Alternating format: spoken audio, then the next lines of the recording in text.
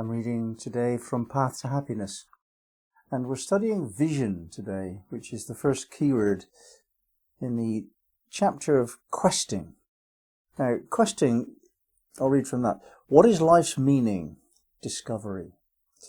In order to uncover more wisdom and have a greater depth of experience, it is necessary to look for answers and adventures. We can bring added focus to what is around us already, but the true seeker will always reach beyond their circle of comfort and journey forth.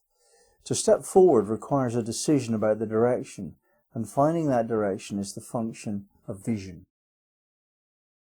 Vision is like memory, but applied to the future. Usually it is created deliberately by the imagination, yet on occasion, albeit rarely, a person can receive a picture from the future without using the conscious mind to make it up. In olden days, mystics and saints were celebrated for the latter type, although today the former is usually what is meant. The word itself implies that the sense of sight is central, and for the majority of people that is probably the case, because we generally favour sight over the other senses. It is totally reasonable, however, for anyone to see their preferred future as an auditory experience. One imagines that composers have a vision for a piece of music based on auditory and kinaesthetic senses. They might know what they want it to feel like as well as the sound of it. Chefs might be more concerned with the gustatory aspects of their forward planning, and that's what this is, a plan.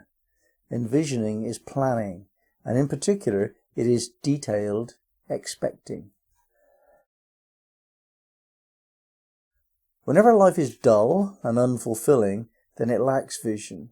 The general condition of life is that entropy surreptitiously robs every situation of its vitality, and so we are constantly being drawn by this towards the boredom and pointlessness of life, without meaningful involvements.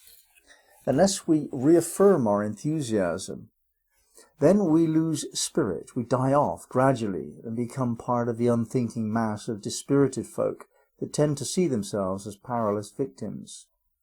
Yet with vision we are questing, we are willing to explore and overcome, and this is lively, it is exciting. A good vision, good in the sense that it serves the visionary well, is optimistic yet realistic. Both overarching and detailed, it's consistent with the visions of others, is inspiring, and is expressed in form. The form can be pictures, words, or indeed even numbers. A surprising fact about accountants is that they generally have an exemplary ability to envision.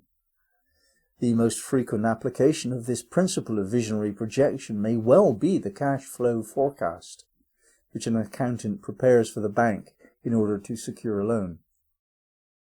From the document, the bank manager will get an immediate picture of the client's vision in overview and in detail. The detail establishes the workability of the proposal to show how it all fits together realistically.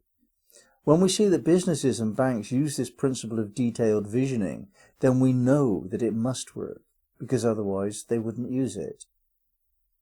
They may not fully grasp how it works, but they do know that it does. So let's look at how it does work. What happens to the mind in building a vision is essentially twofold. One aspect is the overview. In this, the mind has to place its stake in the future by making a claim that aligns with others' claims.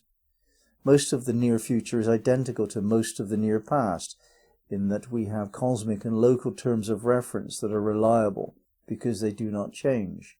The sun rises every day, and market day is Wednesday. Any vision that ignores this will fail.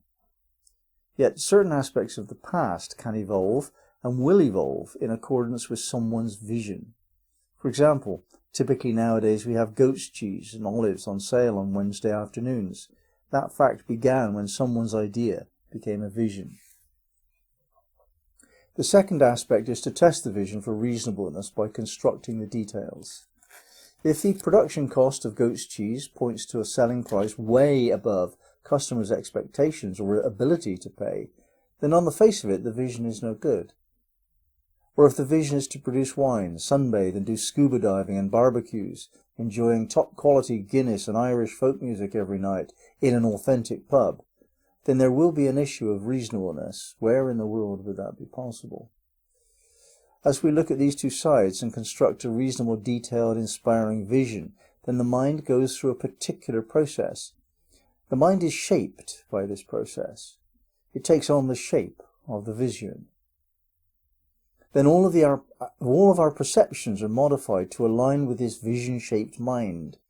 This changes what we look for, and therefore also what we see.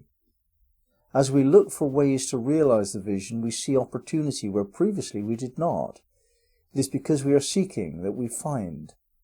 Somehow the banker understands that a mind shaped by the cash flow forecast is likely to bring the outer world into conformity with the plan. Of course, the overview comes first. Perhaps I see myself as a successful doctor living in a nice, well-located house with a happy, healthy family, recognized as a competent specialist by my interesting circle of friends, some of whom I have known since childhood. The detail then follows. I must keep in touch with specific school friends, go to medical university, be open to relationship and willing to work hard for many years at low wages. A vision without such detail and realism is little more than fantasy. Increasing the level of detail, I want a greenhouse and a red-headed wife, tends to add to the likelihood and swiftness of achievement. If we find ourselves at a loss to find a vision that stimulates us to look at these details, then we may benefit from something akin to a vision quest. This is a specific term that describes a Native American practice, whereby under guidance a seeker endures hardship, and with the help of meditation or drugs opens up the mind to receive an inspiring motivation for their life direction. The currents of life are many and powerful. The two general tendencies that battle each other are the twin forces of evolution and entropy, and all of us are stretched out between them. Other forces are all expressions of these two, and they are numerous. There are forces of nature, geopolitical realities, collective imperatives, and the personal ambitions of billions of people. If we allow ourselves to drift within these oceanic currents of change, then we will get carried away and end up as the result of someone else's cause. Whereas with vision, we have our own little boat to ride the waves. It has its own tiller to direct our path, and to some extent at least, this takes us where we want to be. Our life is ours, no one else's. That it is we who write the story of our own lives is not negotiable. We must, and no one else could. We can write the story so that we are powerless and boring if we choose to do so. Alternatively, we can do our very best to realize a unique and enjoyable creative way to express who we are and what we like. For this, we need more than a vision, though. We must bring it into form.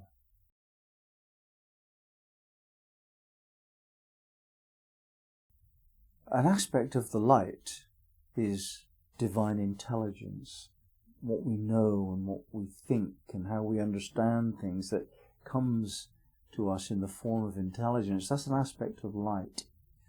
And that's what we're looking at here. Ya Nur, divine light. Ya Alim, divine intelligence. This focuses in the third eye. Well, Ya Nur is not really focused. It's just awareness that all and everything is light. We are light.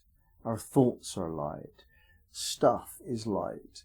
Time is the experience that we have of light, expanded, shall we say. So everything's light, Ya Nur. And the focus of that light, understanding that it is light and what it is as light, Alim.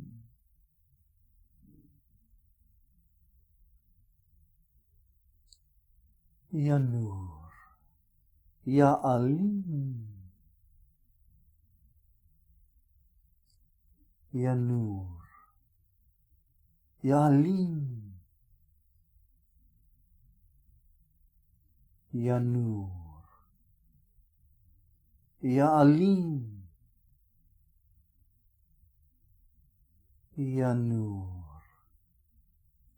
Ya Alim,